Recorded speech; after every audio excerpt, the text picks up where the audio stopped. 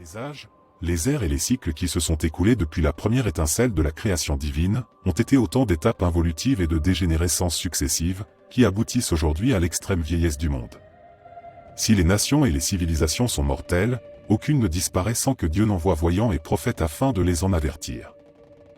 Aujourd'hui, la Terre fait face à un renouvellement de l'ensemble de ses civilisations, lequel coïncide avec les avertissements des prophètes, nous décrivant un temps de purgation et d'anéantissement, nécessaire à la résurrection de l'humanité. Alois Erlmeyer était l'un de ces mystérieux lanceurs d'alerte. Né en Haute-Bavière en 1894, disparu en 1959, Alois Erlmeyer nous rappelle que les avertissements ne prennent véritablement de sens qu'à l'instant de leur accomplissement. Bien que relativement méconnu en France, il fut internationalement sollicité par nombre de politiques et d'éminentes personnalités, intéressés de connaître ses visions de l'avenir du monde.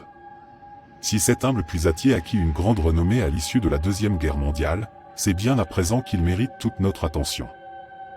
Ses prédictions sur l'effondrement de notre civilisation n'ont cessé de se confirmer. Sa chronologie, déclinée en cette étape principale, décrit la chute des nations, de l'apostasie à la décadence et de l'abandon de la souveraineté, au troisième conflit mondial. Tout d'abord, il y aura le bien-être matériel comme jamais. Puis suivra la perte de la foi, comme jamais auparavant. Là-dessus, il y aura la perversion des mœurs, comme jamais. À ce moment-là arrivera un nombre important d'étrangers dans le pays. Il régnera une grosse inflation.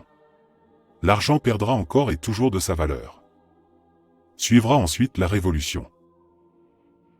Sa dernière prédiction, les Russes attaqueront à l'ouest pendant la nuit, est un avertissement qui se confond avec une brûlante actualité.